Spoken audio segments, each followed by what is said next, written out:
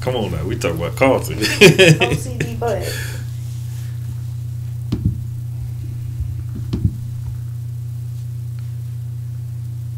We should have not answered. He would have really freaked out.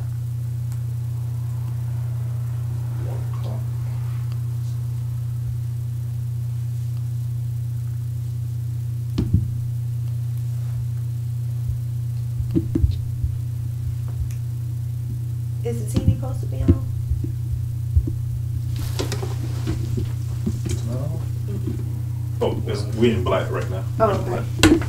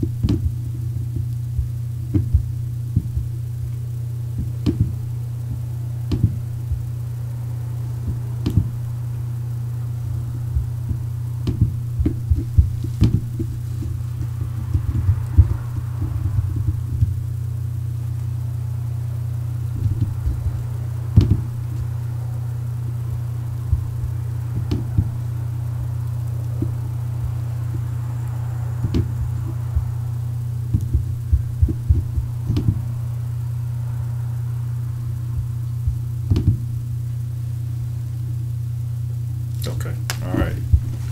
Intro.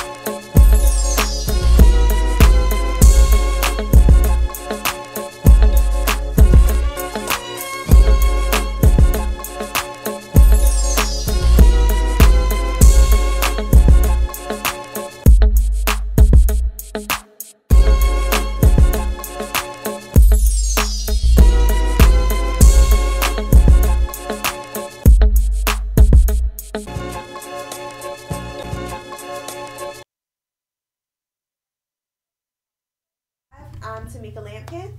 And I'm Brotha Trav. He's in for Karlton today. I'll be leading the conversation because, as you may or may not know, Karlton is on his way to Houston. I'm a little salty, but we wish you the best in your travels and in your endeavors to come back to us safely. All right. All right. Have fun, brother. So we're going to start the conversation today with all of the different protests and the celebrities speaking out on the Eric Garner and Michael Brown case. We're going to start off with the NBA. We had Derrick Rose, who plays for the Bulls, who wore the I Can't Breathe shirt earlier this week. And then the Los Angeles Lakers, the whole team, wore the I Can't Breathe shirts out when they came out on the court before their game this week. And how do you feel about celebrities or NBA players doing that? I'm actually very pleased to see that it's happening. I put out a Facebook post maybe a week before the first athletes started expressing themselves. I put out a post saying, you know, where are the athletes and the celebrities? You know, I remember a time when, you know, in the days of Muhammad Ali and athletes like Jim Brown, they used that status that they had. They used their platform in order to try to deliver a message. And for so many years, I mean, it's probably been 20 years before you've seen athletes become vocal about matters that count, socioeconomic issues. Right. And so I think it's a good thing and very brave on their behalf. I agree. I feel like it's a great platform, you know, just like you. I don't remember those days, but I remember like Magic Johnson speaking out on certain things, and, you know, like Michael Jordan, those type of, like you said, use your platform and use your voice. And I'm very pleased with the NBA and even the NFL for not, you know, a lot of people wanted them to be suspended or punished for doing those things and making those social actions. But I remember a few years back, helped me out with the Super Bowl when the guy was saying he was not for abortion when Obama was trying to get reelected, and he said it. He had a whole commercial during the Super Bowl when the whole world is watching. I think, is it Tim Tebow? He has a brother that plays as well. I'm not sure. I don't know, but he was playing against his brother in the Super Bowl. Oh, okay, yeah. Well, they had the coaches that were playing against the coaches was brothers. Harbaugh brothers. Yeah, mm-hmm. And so one of them came out because he's very Christian, he's Catholic, and he was saying, you know, no abortion. And I mean, you're speaking out against the president, but we can't speak out against injustice. Right. So I am proud of the players, but I'm also proud of the organizations for saying, let them have their voice. It's their voice to be heard. You know, it's peaceful, no one's getting hurt, let them have their voice. And also, if you haven't been watching the news, you've been up under a rock with the congressional staff workers in Washington, D.C. They walked out a little after lunch yesterday, and they held their hands up in honor of Michael Brown and Eric Garner by saying that it's social injustice and that the lack of indictments they're upset about. So how do you feel about them walking out? This is monumental. This is something that in history has never happened. Mm-hmm. And so now you see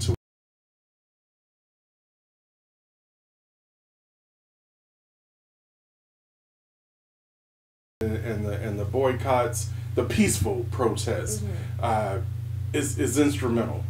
Because a lot of people say, well, we've been marching since 1960 something, and what have we accomplished through marching? What you accomplish is you get their attention. And so now we have their attention, and now you have a national dialogue going on about race relations, which is something that needs to happen and has been needing to happen. Right. But as far as the Supreme Court walking out, that's huge. So now you have that branch of the legislature who is actually responsible for helping to change some of the laws. They're taking a stand. And I just feel like it's huge because as a congressional staff worker, you work with congressmen every day. You know, you work at the Capitol. You're supposed to be the one that agree with these laws because you're helping to enforce them and abide by them. And if you're not agreeing with the laws, that's huge on so many different levels, because now it's like, I don't agree with the law, and that's something that's messed up. If everyone is out there on the front line for Congress at lunchtime and there's 800 people standing outside with their hands up, that should show a point that this is injustice, not to just African Americans or to one specific group, but for everyone, because it can be your son, whether you're white, black, blue, purple. It could be your child, it could be you who's, you know, not getting the justice that you need next. Absolutely. And if you continue to let it happen, it's going to continue to happen. So I really do feel like it's going to be a big game changer when it goes to the Supreme Court and they appeal these things. I really do feel like that's something that's going to help with that action, because it's one thing to, you know, do it in front of a couple hundred. It's another thing to do it in front of the world, because it's people in China, Brazil, you know, all of our allies, people that don't like us that are looking at this on CNN and ABC and saying, wow. They don't even agree with their own laws, and they work for the Capitol. Right. And it makes us look bad. It does make us look bad. Because we're supposed to be the examples. We're supposed to be the role model country, so to speak. And now we have this big shiner. Big old black eye. Big old black eye. And what are we going to do about it? I was looking at something on the internet just a little earlier today, and they showed a digital map of the entire globe, all of the countries throughout the whole world, and they can actually monitor their tweets and hashtags, and the hashtags that they're using, the I can't breathe hashtag and the hands up, what is it, hands up for justice for justice Michael Brown. Those hashtags are actually lighting up the whole entire globe, because everybody internationally is lighting up. You know, and putting their hashtags on. And if people are protesting in a different country and they're protesting for us, that means that we need to start doing more peaceful and going about things the right way here at home. Because if someone is in Brazil, they have the justice they need there. They don't have the police problems that we're having, but they're standing up for us in the United States. So that should just tell you something about us and our laws and our lawmakers, and why it's so important to vote. Not just to protest, not just to go out, but to vote. We can't stress this enough. If you don't like the lawmakers that are making these laws and that are approving these laws for you in your state and in your city, then you need to go vote. And Terrence, how do you feel about that? You know, I say that time and time and time and time again.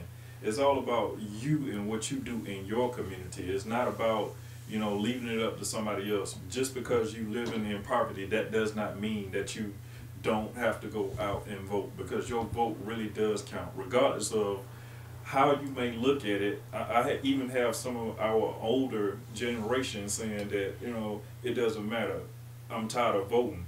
It's not that. You have to make these decisions to put different people in positions to represent you as a community. Even if you're in the community, learn what's going on in your community so you can be that person as a figure to represent you. Right. If you want to go and try your hand at legislation, if you want to go try your hand at being a district leader, if you want to try your hand at being a mayor of your town, nothing is going to stop you from qualifying. Because why you're living in poverty, or why because you feel like you got too much money, or it doesn't matter. As long as you're representing what is the real coming from your community, as opposed to just saying, I'm just guessing at what's going on in my community. Right. And speaking of protest and community and working in your community, it came out on, well, we knew it for a while, but Ricky Smiley, who's an active, proud member of the Omega Psi Phi Fraternity Incorporated, came out and said that, it's sad when it's a lack of protest for the Divine Nine, and that the NPHC hasn't done enough. These you said Divine Nine and MPHC, and you you almost sidetracked me. Yeah. These are the black Greek organizations that we have here in the United States. The NPHC is kind of like the government that's over the Divine Nine. Divine Nine is Alpha, aka Kappa, Omega, Delta, Zetas, Sigmas, and Iota Phi Thetas. So those are the 9 groups that we have. We have 4 sororities, and we have 5 fraternities. So with the Divine Nine, we have orders just like the government, checks and balances that we have to agree with. Well, the NPHC decided that they don't mind if the groups don't march, if they march as a whole, they march with themselves, just don't march with the letters. And I have a few concerns about it. One I want to voice, and this is what Ricky Smiley said, these groups are businesses. They're organizations. And if you go out and you protest and it turns into a fight, you're putting yourself and your business at harm. You're putting your namesake, you're putting everything we fought for 100+ years, you're putting it in the fire. And it's just a different time now. You could, back when Martin Luther King was protesting, we had more peaceful protests. But it's a different time now. It's almost like the riots in the 70s now. It's a different time, and everyone wants to be angry and wants to be mad and wants to fight. And they have the fear of that happening, and then one of their members being shot down and not having justice, or whatever the case may be. But it's even hard for me because many of the organizations started with protests. They started with peaceful walks. They started with, black injustice and fighting for African Americans. So it's really hard. It's kind of like I'm straddling the fence because I understand. And I feel like with me, I'm a part of a Greek organization. I'm going to march, and I have marched with or without my letters on, because I'm still a black African American woman in the United States. And I have a 7-year-old son, and I still want my son to know that mommy fought for these things so that you can fight for these things the right way. Right. Do things in decent and in order. I do understand where they're coming from because they're a business, but it's really hard when this is what your platform was and what you was built on. Right, I understand. And I guess you could see both sides of that argument. Right. The sororities and the fraternities, they don't want their image tarnished by negative behavior. And on the other side of the coin, the members of these fraternities and sororities like yourself, it's a way that you show unity. Right. And so instead of it just being 20 people out there, if you got 20 people all with red and their Greek letters, right, it feels more powerful. Right. It feels like you're more united. Right. You know what I'm saying? And it shows the country that these organizations are not just college organizations, or we don't just give back to local communities, but we fight for something from broader aspects, and we fight for stuff all over the world. The one thing I can say is that had we gone about this a little bit better from the beginning, it wouldn't be a problem with organizations. Even if you were a Walmart worker or you worked for T-Mobile or whatever the case may be, I feel like we would have more leeway had we not burnt down cop cars or, you know, messed up our own neighborhoods when it first started happening. But the unfortunate part about that is you've got a whole being represented by perhaps 4 or 5%. Right, exactly. You know, and so, you know, the cameras are going to go to these ones that are acting rowdy, but you're not going to see these seas and oceans of people that are being peaceful. You're only going to see the fires. Right. But we all know the classic story. If something happens in the neighborhood, they're going to look for the woman with the rollers in her hair, with bad English and bad verbiage to get on TV and represent the community instead of getting someone that graduated from college or someone that has common sense. Right. And you know, articulate, can speak well to talk for them. And one bad apple can ruin the bunch. And that does put fear, not only for them getting in legal trouble, but for their members, because if we're out there protesting, and I understand it because I even received the email because I'm an active member, when you are out there protesting and someone starts shooting or someone starts acting up, now your member is at risk. Right. And from my understanding, they are going to do marches in Washington, D.C. It's just going to be something that they get with the National Guard, and they're going to make sure that their members are safe, and we're going to do something big. It's just that they're saying if you're doing your local protest, because they can't be everywhere at one time, they can't have their hand in every basket, they just ask you not to wear your letters. Whether you agree with it or not, if you're an active member, you know as well as I do, that's the things that we have to abide by. It sucks that it has to be that way, but those are the breaks. It's kind of like working somewhere. Yep. And my thing is this, that if we're gonna do this, make sure that we do it peacefully. Mm-hmm. Stop tearing up your neighborhoods. Stop tearing up the places where you live, because eventually it's got to be paid for. Guess who's going to pay for that? We are. Taxpayers. Yep. And you thinking same people that's pitching pennies. You're thinking that you're not going to pay for it. Think again, because guess what?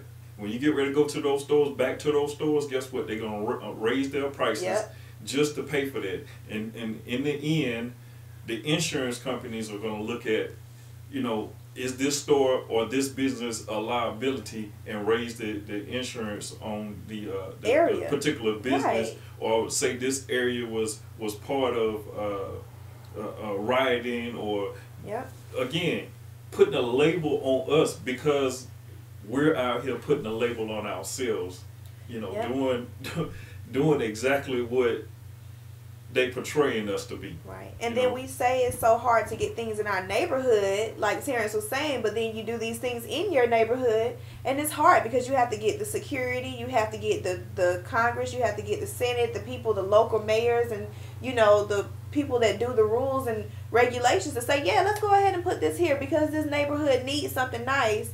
But then you're tearing everything up, and like you said, Terrence, it's going to raise the insurance. Not only that, but with the homes. You know, with the grandmothers and grandfathers that built their home in that neighborhood and are proud of that neighborhood, now their taxes is going up. Now no one wants to stay on that street anymore, even though they're building it up because you tore it down in 2 nights. Right. So just be conscious of what you're doing. I'm not saying go to their neighborhood and do it. You shouldn't do it at all. But what I'm saying is make sure that you're not tearing down what it took years for your ancestors, your grandmother, your grandfather, the taxpayers, the people that pinched their pennies to make sure you could have what you got in your neighborhood. Don't let that go in vain because you're upset. It's different ways you can go about things. Right. Okay, so wrapping up this segment, we're going to go ahead and go into how do you know if you're in a dysfunctional relationship. Okay, so we turning this ship around. Yes, we're turning the ship around right now. We're halfway through the show. We want to talk about dysfunctional relationships. We spoke earlier about the Chris Brown and Karrueche relationship, and you know how he went public and outed her and called her all types of names and saying that she slept with so many different people and talked about their relationship in the open, and then turned around a few days later and said, I just want my girl back. I was just upset. My pride was hurt. I heard she slept with Drake, and Drake slept with Rihanna, and he taking all my girls, and you know what? I just want my baby back. Mm-hmm. So how do you feel about those dysfunctional relations? Why do you think he's acting out this way? Well, first of all, I want to say that when I found out this was going to be one of the topics that we were dealing with, I had to do my research. And Google Chris Brown, and girlfriend and see what popped up. And so what I did find out is that Chris Brown spent 4 months, I think, incarcerated. While he was incarcerated, he's accusing his woman of having an affair with Drake. And so now that he's out, he's upset about it, obviously, and they had a split up. And so Chris Brown did it. She did it in a classy way. He did it in a messy way. You know, it's just, and what that is immaturity. You know what I'm saying? It's like, okay, my feelings are hurt. She shined on me, and so now I need to shine back on her. Right. And so he trashed her with words. Basically, one of the ways to damage a person is by damaging their reputation. And so that's what he set forth to do.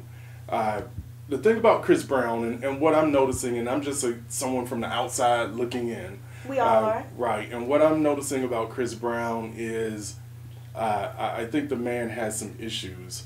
I think he's got some serious issues that he's got to deal with. You know, before, the one thing about relationships, and every relationship in general, not just celebrities, every relationship, you have to first do you. Yep. You know, before you're able to go out and add someone onto your life. And until you can fix yourself, every relationship that you have is going to crumble. It is. And that's what we're seeing with him. Yeah, I feel like he needs help. Like you said, he needs help, and it's one of those situations to where you got to learn to find yourself. If you've already been in a corruptive relationship, and yes, he was young when he was with Rihanna. Yes, he did things that it was out of character and things that he should not have done. But I really do feel like he needed that time. He needed time, right? Not just a couple of months, but time to get over it, realize what he's done wrong, figure out how he can make it better as, you know, a man. And going forward, I just feel like he needs, and we all need it in our community, not just Chris Brown, but you need positive male role models.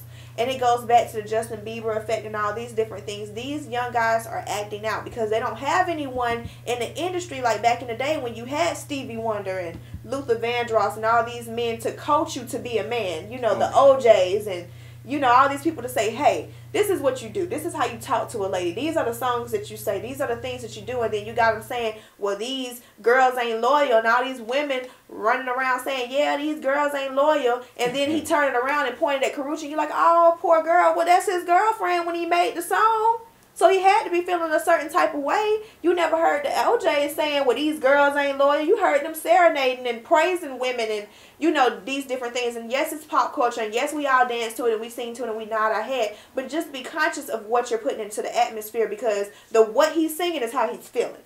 He ain't going to sing it if he ain't feeling it. That is true. So this is how this man feels. If my husband or my boyfriend came home and said, these girls ain't loyal, I'm going to say, well, how you feel about me then? I know, right? Because if you went home and said that, your wife will say, well, how do you feel about me? How was I unloyal, baby? What did I do to make you feel like, you say, oh, it's just a catchy tune. Okay, well, just let me know it's a catchy tune. Because now, if I were to pick up a pen and write a story or a poem or a song about these girls aren't loyal, then why is this thought even inside in my head? Right? What am I going through, you know, as an individual? And I just really, you know, and one thing that Karrueche said is that, you know, she wishes him the best. She just realized that her self-worth was worth more than anything Chris Brown could give her. And it takes time, and once you've been to all the places and you viewed the world and you've seen this and you've seen that, you're like, is it really worth it? You have to really ask yourself, me waking up feeling like this, is it worth the shine and the spotlight and, you know, the clothes and the endorsements and being on TV and being on his arm? Is it worth it as a woman?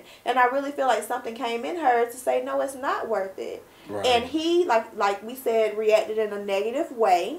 And then he came back and apologized. And apparently they were spotted at a restaurant trying to work things out in Beverly Hills. And my thing is, when you say you're going to stand up for something, I'm just an avid believer of it. If you say you're going to do it, stand by your word.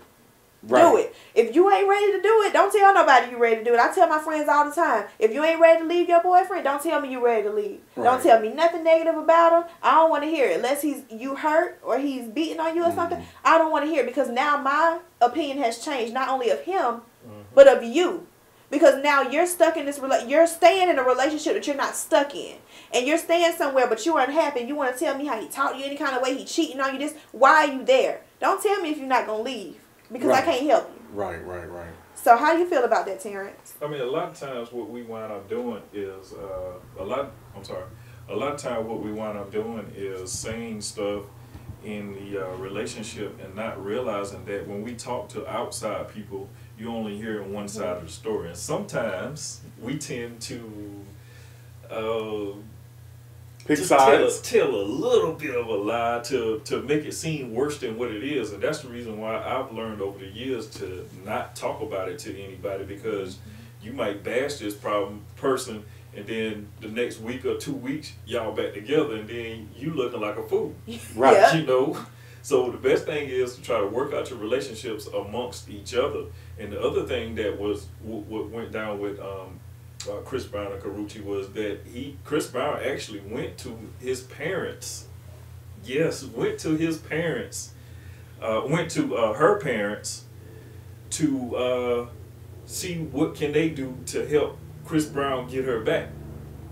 That was like, you know, hey, are you sincere about this? Now, in his defense, I have done that in the past because I felt like me and the parents were close, but at the same time, are you going to do something and not live by your word? Or are you just going to you know, this your last resort right here, and then, you know, a month or 2 months down the line, you know, I'm going to screw up again. Right. So, absolutely. Right. Absolutely. And I think it's, you know, it has to be a rough or difficult position to be in, being a celebrity and being in a position to where all of your relationships play out in the public. Yep. You know, that's something that neither one of us can relate to. You know, because my relationship is my relationship and it's my business. The only thing that gets put out there is what I want to be put out there. Right.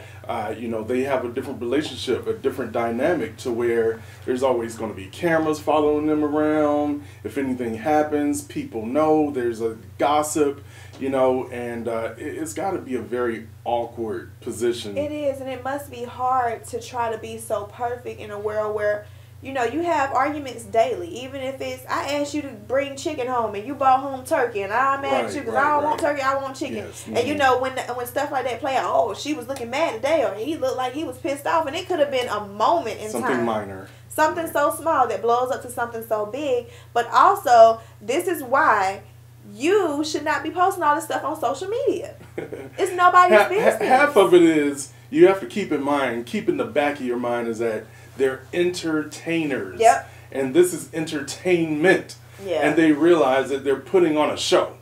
But you can't be mad. You're putting on a show, but you can't be upset when you go one way. Yeah. But sometimes I even feel like the mad thing is an act. You know, look at wrestling. You know, you got all of this stuff is staged. And so this is the one thing why I don't personally try to get too much into the celebrity stuff, is because I don't know what's real and what's fake. You see what I'm saying? A lot of this stuff is staged because now that I've got all your attention, now I can go ahead and release this new album, right, and sell 1 million copies because you're now watching me. Right. And like you said, they're entertainers. I appreciate the fact they're entertainers, and it is entertainment, and I go and I scroll and I look through the stories, but the one thing I won't do is say I want a relationship like Jay-Z and Beyonce, or Karrueche and Chris, or, you know, Amber Rose and Wiz Khalifa and all these people, because they're not perfect. Right. And so with them not being perfect, I can't want to base what they have. I don't know what's going on behind closed doors, what she got to deal with, what he has to deal with. So, okay, moving on to Bill Cosby. This is Carlton's favorite topic, and he's not here to talk about it. You guys know that Beverly Johnson was on TV this morning. She did a live interview about how Bill Cosby tried to drug her with coffee. So I'm going to let you go ahead and take over on this one. Right. Now, I listened to the interview this morning on the news with Beverly Johnson, and basically she described the story as she was auditioning for a role, and he invited her to his brownstone. He offered her coffee. She declined at first because she's not a coffee drinker. He insisted that this was going to be the best coffee ever. She went ahead and took a couple sips, immediately began feeling funny. Her body began feeling kind of numb, and she knew at that point, before she finished the rest of the coffee, that she had been drugged.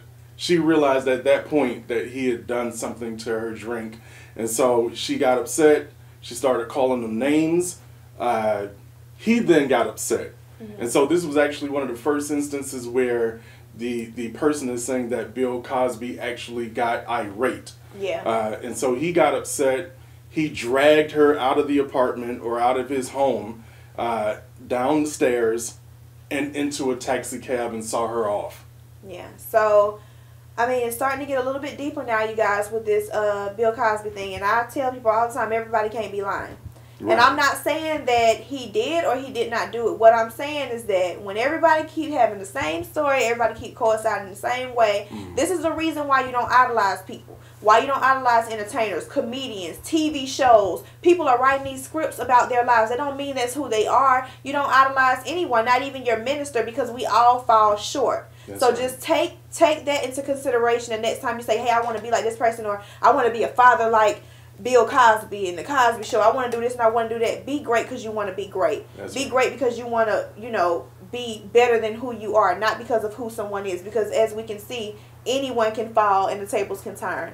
So it looks like we're almost done. Well, we're done with the show. That 30 minutes went by very, very fast. I just want to thank you so much for joining me today. I thought I was going to be here by myself, but I really enjoyed you. Thanks for having me on. You're welcome. Well, thank you, Karlton, for giving us this platform so that we can talk about things today. Once again, we hope that you make it to Houston safely and that you get back safely to us. And to all the viewers, we really appreciate it. We know about the live chat. We couldn't get it hooked up on our phones quite yet, but Karlton will be responding. I don't mind responding to emails or inboxes from my Facebook or yours, I'm pretty sure. So if you have any questions, just get at us. And until then, we'll see you next Friday. Peace. Oh, bye. I had y'all just too serious today. I just had to get in at least one joke. But y'all have a good one. We'll see you on the next one. Have a good one. He said, oh, bye.